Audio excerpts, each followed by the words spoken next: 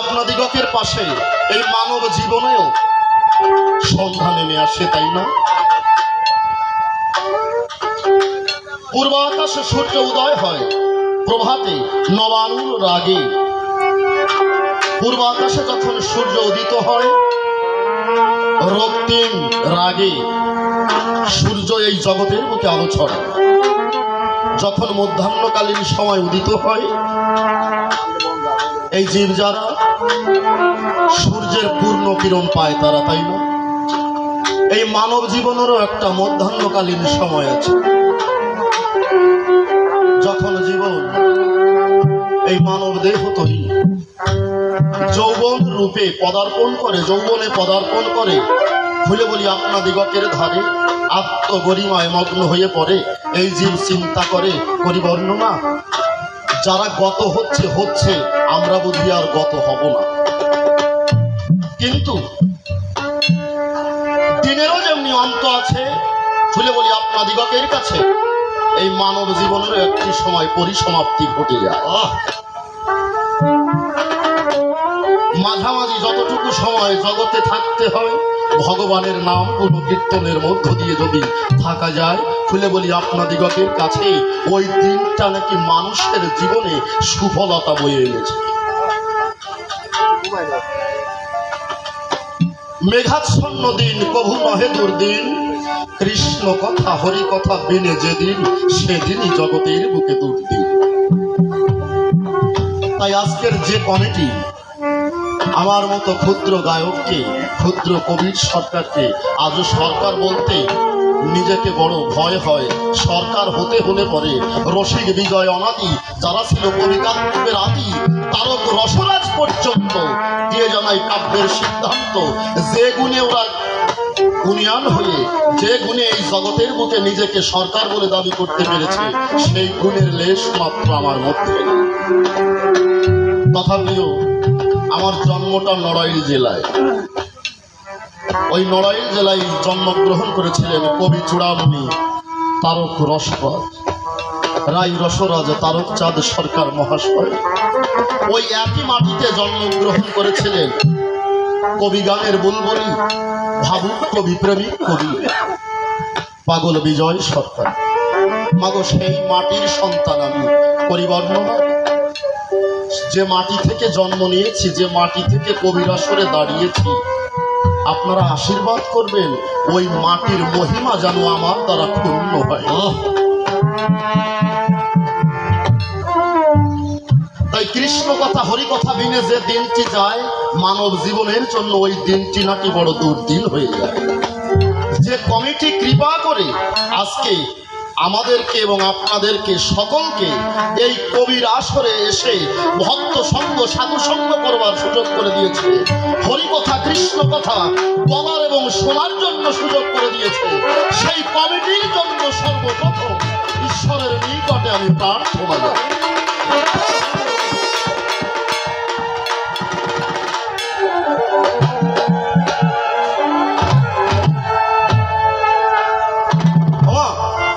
আমাদের প্রধান ধর্মগ্রন্থ কি?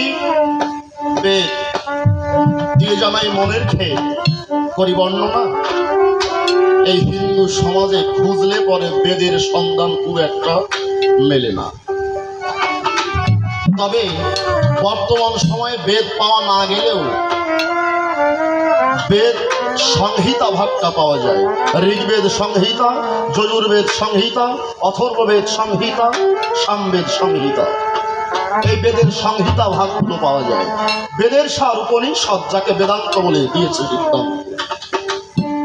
এবং উপনিষদের সার গীতা। অন্তত আমি সর্বপ্রথম আসরে দাঁড়িয়ে নিবেদন করব, অন্তত আমরা যেন গীতাশ্রয়ী হই।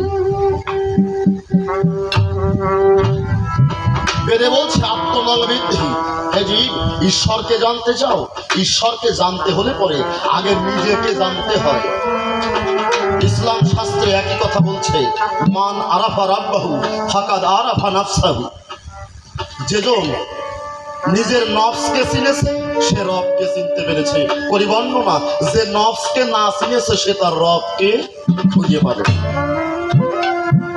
কিন্তু আপনারা আমার কাছে বলুন দেখি, আমি যে ঈশ্বরকে পাবো, আমি নিজেকে কখনো চিনতে পেরেছি? একই কথা বাইবেলে বলেছে না, নো দাই সেলফ। সক্রেটিস বললেন নো দাই সেলফ, নিজেকে আগে জানো। যদি কেউ নিজেকে জানে তাহলে সে পরমের সন্ধান পেলেও পেতে পারে। আর পরমের সন্ধান পেতে হলে নিজেকে জানতে হয়। নিজেকে জানতে হলে পরে একজন সৎ গুরুর চরণে আশ্রয় নিয়ে পড়ে, ওই গুরুর চরণে আসরে গিয়ে যদি নিজেকে ধরে দিতে পারে, বলে বলি আপনাদের নিকটে এবে গুরু যদি কৃপা করে তবেই কেবলমাত্র জীব নিজেকে চিনতে পারে।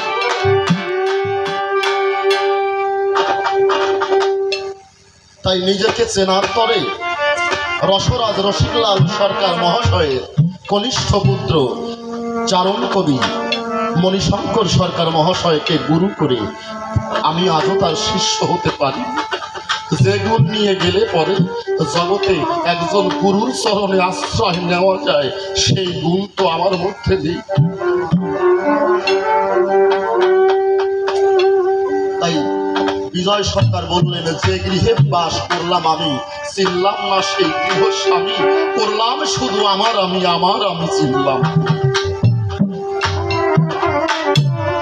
আমি তো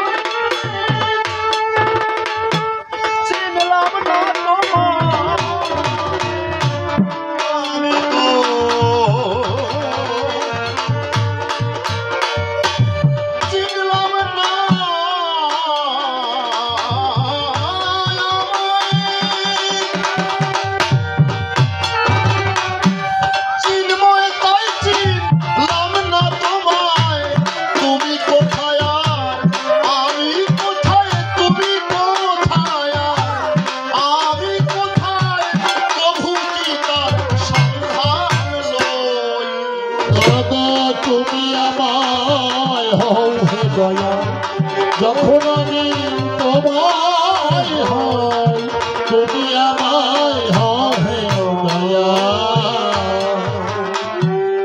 গীতার মধ্যে অধ্যায় আছে কয়টি বলো? মোট 18টি অধ্যায়, তাই না? এই 18টি অধ্যায়কে 3 ভাগে বিভক্ত করা হয়। এই যদি 18টা অধ্যায়কে 3 ভাগে বিভক্ত করা হয়, প্রতিটি ভাগে 6টা করে অধ্যায় পড়ে না মা? এই প্রতি 6 অধ্যায়কে বলা হয় শতক। একটি জ্ঞান শতক, একটি কর্ম শতক, আর একটি ভক্তি শতক। এই 3 পথ ধরে ঈশ্বরকে পাওয়া যায়। যে যে শতকের অনুসারী সেই শতককে অনুসরণ করলে পরে খুলে বলি আপনাদিগকের ধারে সেই ঈশ্বরের শ্রীপাদ পদ্মে পৌঁছাবে। জ্ঞানের মধ্য দিয়ে ঈশ্বরকে পাওয়া যায়। তাই কবি বললেন জ্ঞানেন্দ্রিয় জ্ঞানের দ্বারায়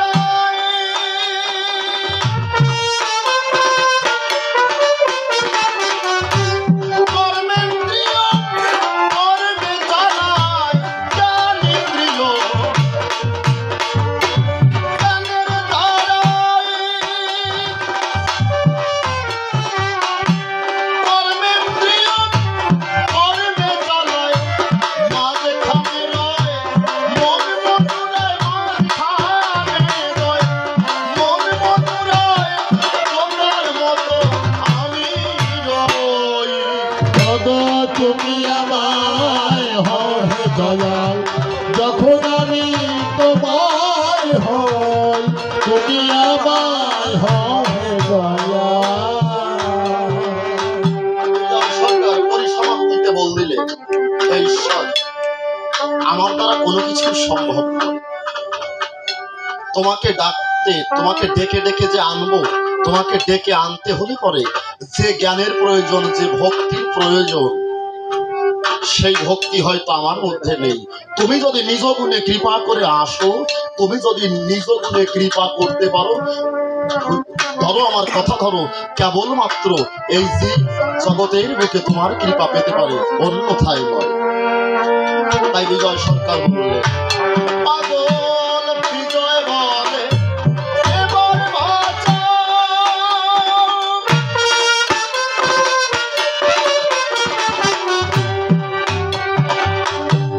ইন্দ্রিয় কেন্দ্রে পাঠাও, বিজয় বলে এবার বাঁচাও। ইন্দ্রিয় কেন্দ্রে পাঠাও, মনকে মনের মতো সাজাও, মনকে মনের মতো সাজাও।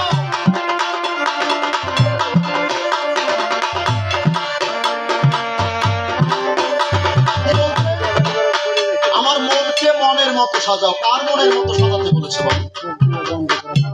বলছে মনকে মনের মতো সাজাও। থাকবো না আর তোমাবো। কার মনের মতো সাজাতে বলেছে? ঈশ্বরকে বলছে প্রভু তুমি আমার কথা লবে, যা হলে পরে তোমার কৃপা লাভ হয়, তোমার মন মতো করে আমার মনকে সাজিয়ে নাও। আমার মনকে মনের মতো সাজাও, মনকে মনের মতো সাজাও। থাকবো না তোমাবই। বাবা তুমি আমায় হবে দয়াল, যদি আমি তোমার হই তুমি আমায় হবে দয়াল। নমো নমো বিশ্বপিতে, তোমার এই অঞ্জলি দিতে কিবা আছে অবনীতে, সবই তোমার দান। নিজ গুণে কৃপা করে আমাকে লও তোমার করে, ঠাই দিও চরণ নখরে হে ভগবান। মনশিক্ষা করে শেষ গুরু বন্দনা করি পেশ অশেষ আমার মনের অভিপ্রায়। মণিশঙ্কর সরকার যিনি, রসিকলাল সরকারের ছোট্ট ছেলে তিনি, আমার গুরুদেব এ দানি সভাতে জানাই। তাই গুরুদেব তুমি যে দেশে রহো আমার কথা লবে, আমার হৃদ মন্দিরে বসে বসে তোমার ভাবের কথাগুলো তুমি এসে সুন্দর করে ভক্তবাস করে তুমি শুধাইয়ে যাবে। হ্যালো, রিভাবটা জায়গায় দাঁড়িয়ে যাচ্ছে। হ্যাঁ, কথা বললে সেটা জায়গায় দাঁড়িয়ে যাচ্ছে। রিভাবটা কথাটা ভাসিয়ে দেবে।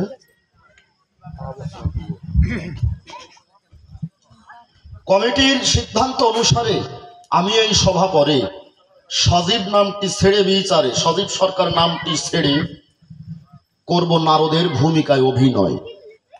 বাবু, অভিনয় মানে কি? অভি শব্দের অর্থ আসল, নয় শব্দের অর্থ না। অভিনয় মানে কি? যা আসল নয়, আসলের মতো। করিবর্ণনা ভক্ত শ্রেষ্ঠ নারদমণি হওয়া সজীবের দ্বারা কখনোই সম্ভব না। তাই ওহে নারদমণি, তুমি আমার কথা লবে, আমার হৃদ মন্দিরে থেকে থেকে তোমার ভাবের কথাগুলো তুমি শুধাইয়ে যাবে। ওমা, আমি নারদমণি আপনাদের নিকট দেই শুনানি। আমার নামের কিছু গুণ আছে, শুধু ভগবানের নাম নয়, ভগবানের নামের মহিমা তো আছেই, আমার নিজের নামেরও কিছু গুণ আছে। নারদ নামের এমনি গুণ, কাঁচা বাসে ধরাই গুণ, জ্যান্ত মানুষ হয় খুন। না, আমার গুণ ভালো না নাকি? এই নারদ নামের গুণ আছে না? খুলে বলি আপনাদিগকের কাছে নারদ নামের এমনি গুণ রয়েছে। আমি কি কৃষ্ণ নাম করতে করতে, খুলে বলি সভা সাক্ষাতে, খুলে বলি সভা পর, আমি নারদ মুনি 4 যুগের অমর। 4 যুগের মধ্যে আমার মৃত্যু নাই। আর আমার বিপক্ষেতে থাকবেন যিনি বর্তমান সময়ের কবি জগতের মধ্যমণি, শ্রদ্ধেয় দাদা সম্রাট সরকার মহাশয়। তাকে করব পাগলা পঞ্চানন, অর্থাৎ শিব গোসাই। আমি যেমন 4 যুগের অমর পরিবর্ণনা, আর উনি দেবাদিদেব মহাদেব, ওনার কোনো আদি অন্ত থাকে না। আমি যেমন 4 যুগের অমর, আমার শিব গোসাইও তাই।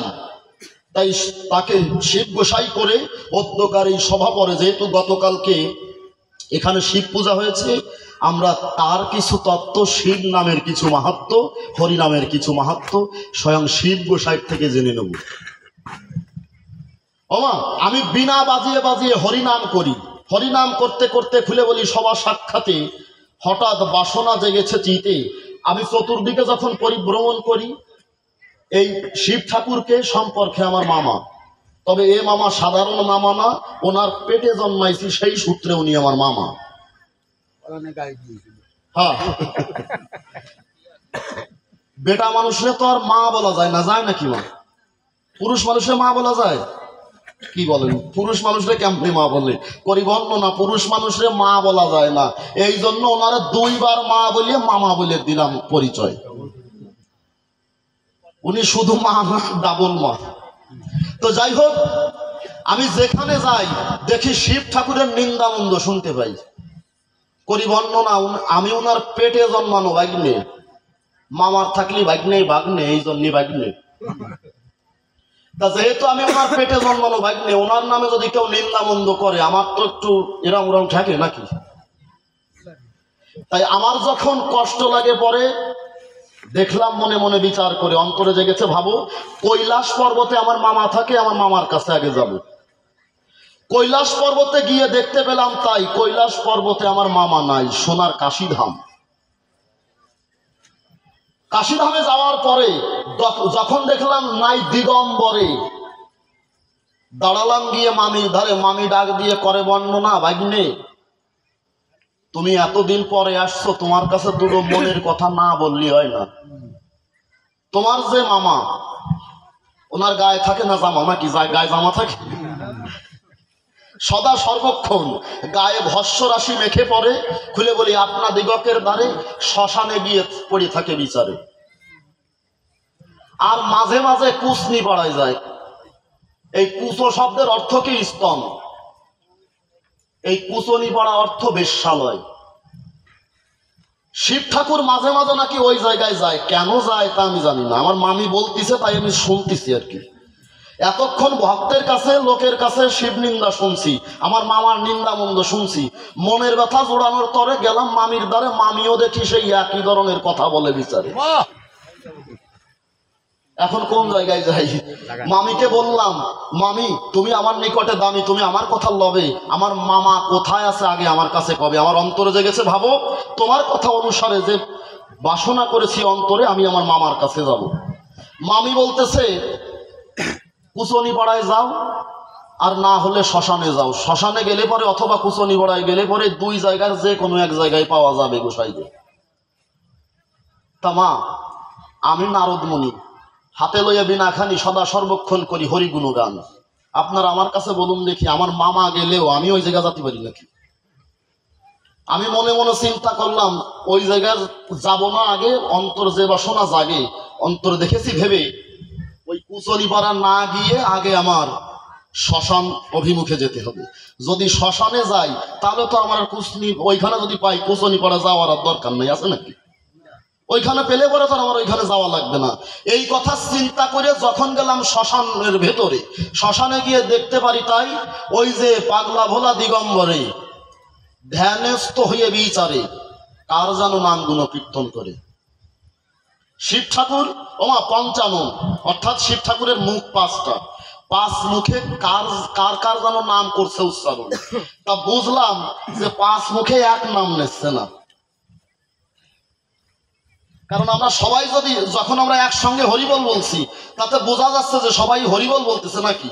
আর নানানজন যদি নানান কথা বলতো, মাছের বাজারে গেলে যেরকম একটা ক্যাচর মেচর একটা ভাব হয় ওই রকম প্রায়। কারণ পাঁচ মুখে পাঁচ রকম নাম করতেছে, এক নাম না।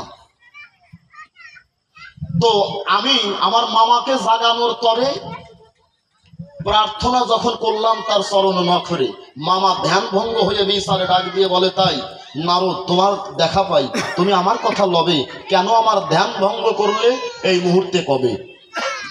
বাবু, এখন সেই সময় উপনীত। আমার মামা পাগলা পঞ্চানন, তার কাছে কথা কব মনের মতো। এই জগৎ ঘুরে ঘুরে আমার কথা না। আমার মামা ভালো হোক মন্দ হোক তাতে তো আমার সমস্যা নাই, কিন্তু লোকে নিন্দা মন্দ করলে আমার ভালো লাগে না। এই জন্য আমি লোকের কথাগুলো আমার মামার চরণ নখরে গিয়ে তুলে ধরব। তাই প্রথম প্রশ্ন করি, দান মামা, তুমি আমার কথা লবে এই সোনার কাশি ত্যাগ করে আমার মামি অন্নপূর্ণা, অন্নপূর্ণা গিরিবালা ধরে যার খাদ্যের থালা, তার কিসের অভাব? কি পাওয়ার পরে তুমি এই শ্মশানে পড়ে আসো? আমার প্রথম প্রশ্নের জবাব দেবে। শুনেছি যত জীব তত শিব, তাই না? জগতের বুকে যত জীব আছে, খুলে বলি আপনাদিগের কাছে, সবাই নাকি শিবের অংশজাত, আর যত নারী তত গৌরী। তা তুমি স্বয়ং শিব গোসাই, তুমি যদি শ্মশানে পড়ে থাকো, আমার কথা লও, এই জগৎ জীব কোথায় যাবে সেই কথা কও।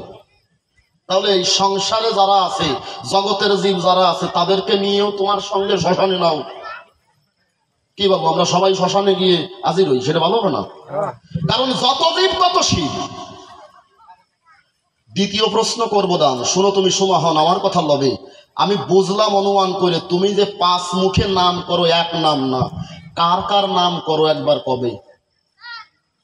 এই পঞ্চমুখে কি নাম গাহো, তুমি সেই কথা এসে কহো। আর একটা কথা বুঝতে পেরেছি, ওই পাঁচ মুখের মধ্যে দুর্গা নামও আছে। ও পাঁচ মুখে যে নাম করে না, পাঁচ প্রকার নাম করতেছে। ওই বাজারে যত বড়ই কাছর মাছর হোক না কেন, তার ভিতর দিয়ে তো লোকে কিনা বেচা করে না? শত শব্দের ভেতর দিয়েও কিছু কিছু কথা কিন্তু বোঝা যায়। তাই মামার কথা শুনে বুঝতে পারলাম ওনার ওই পাঁচ মুখের একটা মুখে দুর্গা নাম করে। নিজের স্ত্রীর নাম করো কেন? তুমি আমার প্রশ্নের জবাব আনো। এই যে জগতের পুরুষ মানুষ যারা নারীকে বিবাহ করে বাম ভাগে বসায় তারা, তাই না? ইসলাম বলছে স্বামীর পায়ের নিচে স্ত্রীর অক্ষয় বেহেশত, তাই তো বাবু? কাকারা যারা আছেন, স্বামীর পায়ের নিচে স্ত্রীর বেহেশত, তো এটা ঠিক তো? তাহলে তুমি পাগলা ভোলা পঞ্চানন, তোমার নিজের স্ত্রীর নাম জপ কি কারণ? আমার কথা লবে, আমার এই প্রশ্নের জবাবও তুমি দেবে। তো যাই হোক,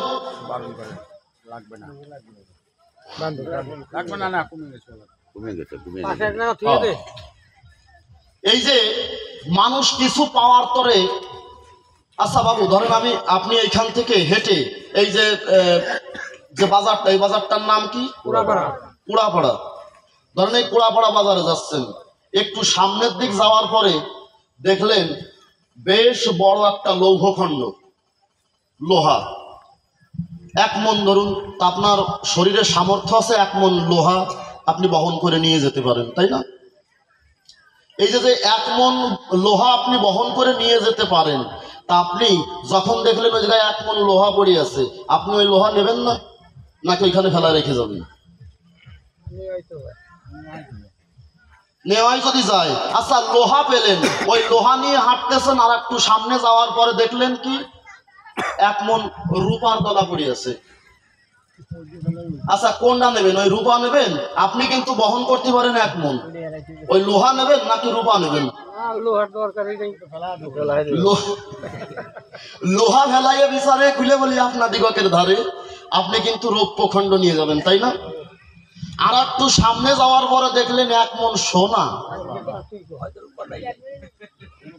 কোন পুরুষ মানুষ যদি 1 মণ সোনা নিয়ে ঘরে আসে, মা মনিরা ডাক দিয়ে ভালোবেসে ওই সোনারে সোনা না কইয়ে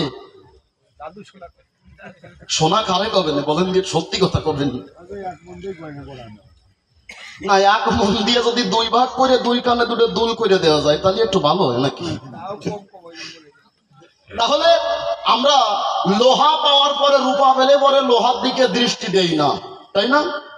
আবার রূপা পেলে পরে আমরা ওই লোহার দিকে যেমন দৃষ্টি দেইনি, সোনা পাওয়ার পরে আমরা কিন্তু রূপার দিকে দৃষ্টি দিচ্ছি না, তাই না? যদি আমরা 1 মণ হীরক পাই, না বাড়িটা কায়দায় উঠেছে নাকি? তাহলে হীরক খণ্ড পেলে পরে খুলে বলি আপনা দিগকের ধারে আমরা কিন্তু এতক্ষণ যা পেয়েছিলাম ওই সব কিছু ছুঁড়ে ফেলে দিয়ে বিচারে ওই হীরক খণ্ড নিয়ে যাব, তাই না? আমার দাদু অর্থাৎ শিব ঠাকুরের শ্বশুর, ওনারা কিন্তু যৌতুক স্বরূপ সোনার কাশি দিছিল। উনি সেই সোনার কাশি ত্যাগ করে শ্মশানে পড়িয়েছে। নিশ্চয়ই সোনার চেয়ে দামি কিছু এই শ্মশানে আছে, তাই না? সোনার চেয়ে দামি নিশ্চয় কিছু আছে, তা না হলে তো শিব ঠাকুরের এইভাবে পড়িয়ে থাকার কথা না।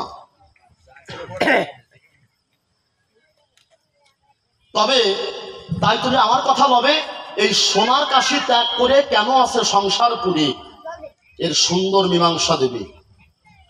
আর একটা প্রশ্ন করব দান, শুনুন যত সুমহান, এখানে অনেক মুসলমান ভক্ত আছে, তাই না?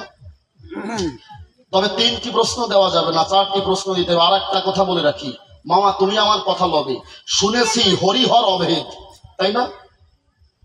হরি এবং হর অভেদ, শিব এবং সচ্চিদানন্দ শ্রীহরি এক, একের থেকে 2, 2 থেকে 1, হরিহর অভেদ। যদি কেউ ভেদ করে, যদি কোনো কৃষ্ণ ভক্ত হরিনিন্দা করে, পরিবর্ণন না, পক্ষান্তরে সে ওই হরিনিন্দাই করে। যদি কোনো শিব ভক্ত